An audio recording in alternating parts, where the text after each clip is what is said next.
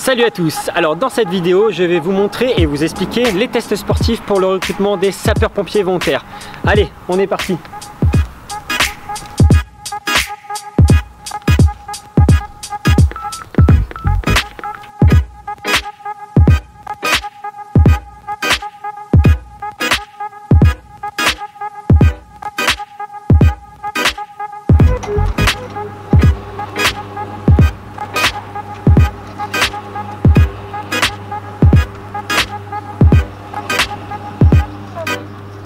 Alors nous voilà dans la remise, là où se trouvent tous nos véhicules opérationnels. Je vais aller au vestiaire me changer et on attaque. Je suis prêt, on attaque.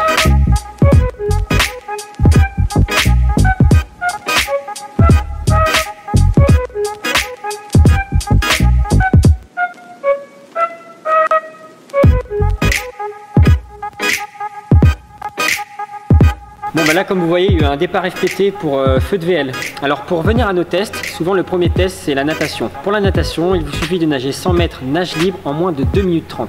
Alors le second test, le kili.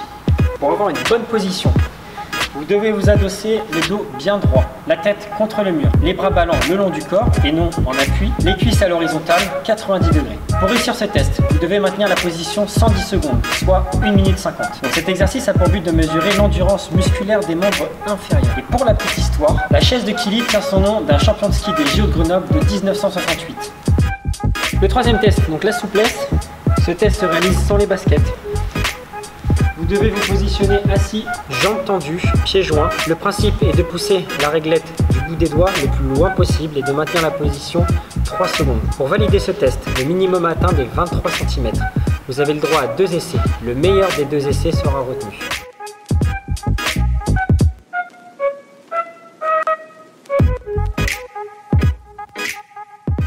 Quatrième test, les tractions. Alors là, on vient évaluer l'endurance musculaire des membres supérieurs. Les tractions se font en supination, c'est-à-dire paume de main face à nous. Lorsque vous réalisez votre traction, pensez à placer le menton au-dessus de la barre et redescendre bras tendus.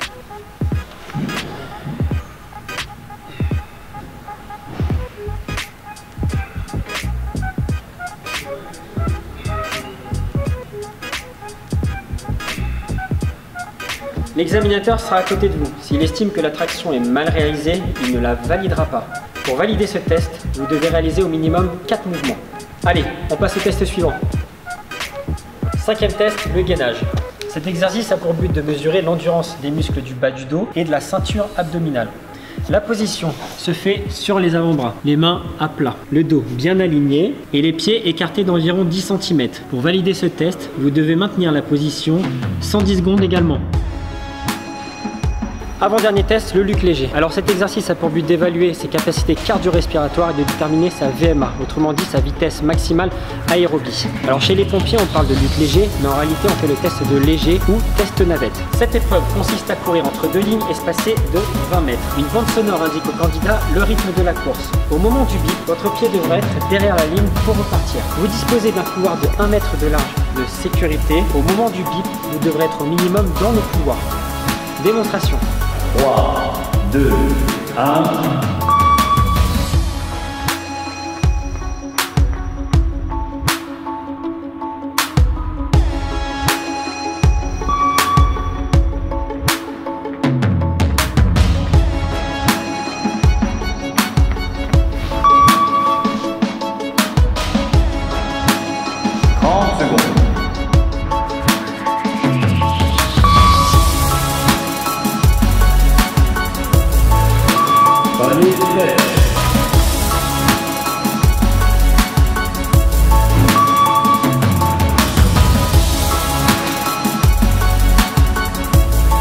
Voilà, alors pour valider ce test, vous devez atteindre au minimum le palier 7, soit une VMA d'environ 10 km/h. Maintenant, on va passer au tout dernier test. Suivez-moi.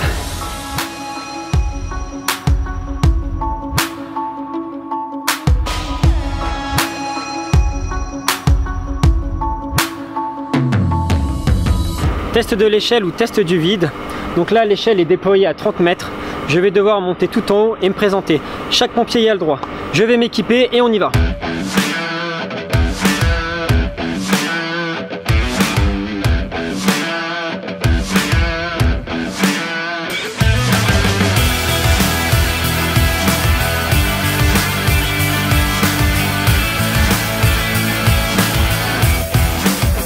les EPI sont obligatoires. Donc les EPI, c'est équipement de protection individuelle, c'est-à-dire les gants, le casque et là le harnais pour me sécuriser. Pour monter à l'échelle, il y a des règles importantes. Jamais 2 pieds sur le même échelon et mains, genoux inversés. Allez, on est parti.